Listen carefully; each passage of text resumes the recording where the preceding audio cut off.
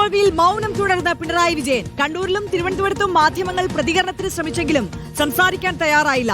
Party സെക്രട്ടറിയും കൺവീനറും ഇന്ന് മാധ്യമങ്ങളെ കണ്ടില്ല. അതേസമയം പ്രതിപക്ഷ നേതൃസ്ഥാനം പിണറായി വിജയൻ ഏറ്റെടുത്തേക്കില്ലെന്നാണ് സൂചന. തോൽവിയുടെ ഉത്തരവാദിത്വവും ആരോഗ്യ പ്രശ്നങ്ങളും ചൂണ്ടിക്കാട്ടി മാറി നിൽക്കും. റഹീസ് റഷീദ് വിവരങ്ങളുമായി അല്പസമയത്തിനകം നമുക്കൊപ്പം ചേരും.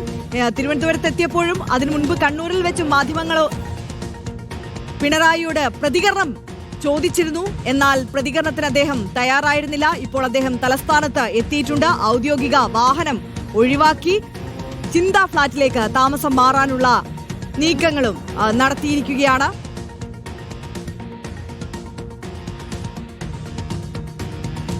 റഹീസ് റഷീദ് കൂടുതൽ വിവരങ്ങളുമായി നമുക്കൊപ്പം ചേരുകയാണ്. റഹീസ, ചരിത്രത്തിലെ ഏറ്റവും വലിയ തോൽവിക്ക് മറുപടി നൽകാൻ പിണറായി വിജയൻ തയ്യാറായിട്ടില്ല. ഇനിയിപ്പോൾ നേതൃപദവിയിലേക്കും പ്രതിപക്ഷ നേതൃപദവിയിലേക്കും എത്തില്ല എന്നുള്ള സൂചന തന്നെയാണ് വരുന്നത്. അങ്ങനെയെങ്കിൽ ആ പദവിയിലേക്ക് എത്തുക KN ബാലഗോപാൽ ആണ് എന്ന് ഉറപ്പിക്കുന്നുണ്ടോ ഈ ഘട്ടത്തിൽ? KN ബാലഗോപാലിന്റെ പേരാണ് പാർട്ടിക്കുള്ളിൽ സജീവമായി ചർച്ച ചെയ്യുന്നത്. ആര്യ, മുഖ്യമന്ത്രി പിണറായി വിജയൻ ഇന്നലത്തെ തോൽവിക്ക് ശേഷം ഇന്നലെ മുഴുവൻ കണ്ണൂരിലായിരുന്നു ഉണ്ടായിരുന്നത്. ഇന്ന് അദ്ദേഹം തിരുവനന്തപുരത്ത് ഉച്ചയോടുകൂടി എത്തി.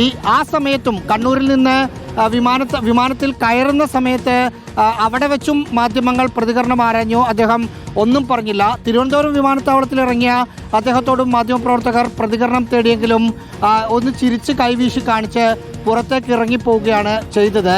നാളെ CPIM-ന്റെ സംസ്ഥാന സെക്രട്ടേറിയറ്റ് ചേരുന്നുണ്ട്. തോൽവി വിലയിരുത്താനാണ് യോഗം ചേരുന്നത്.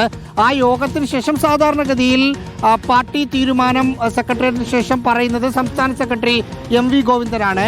അതുകൊണ്ട് പിണറായി വിജയൻ നാളെയും ഇനി മാധ്യമങ്ങളെ കാണുമോ എന്ന കാര്യം വ്യക്തമല്ല. എന്തായാലും തോൽവിയുടെ പശ്ചാത്തലത്തിൽ ആ തോൽവിയേറ്റ ടീമിൻ്റെ നായകൻ എന്ന നിലയിൽ പിണറായി വിജയൻ ഒരു തവണയെങ്കിലും മാധ്യമങ്ങളെ സാധാരണഗതിയിൽ കാണുമെന്ന് പ്രതീക്ഷിക്കേണ്ടതാണ്. പക്ഷേ അത് എപ്പോഴെന്ന് അറിയില്ല.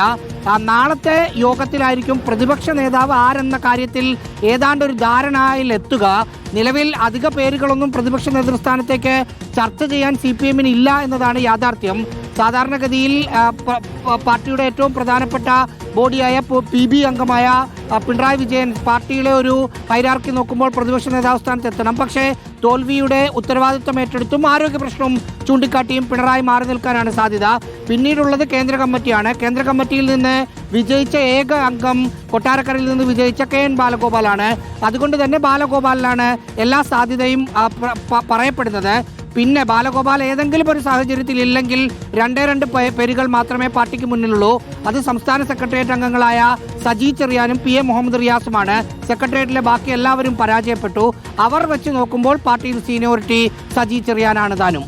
ആര്യ, റഹീസ് റഷീദാണ് വിശദാംശങ്ങൾ നൽകിയത്. പിണറായി വിജയന് തിരുവനന്തപുരത്തെ ചിന്താ ഫ്ളാറ്റിൽ മുറി ഒരുങ്ങുന്നു. 3-ാം നിലയിലെ 3A 3B മുറികളാണ് സജ്ജീകരിക്കുന്നത്. പോളിറ്റ് ബ്യൂറോ അംഗങ്ങൾക്ക് പാർട്ടി അനുവദിക്കുന്നതാണ് ചിന്താ ഫ്ളാറ്റിലെ മുറി.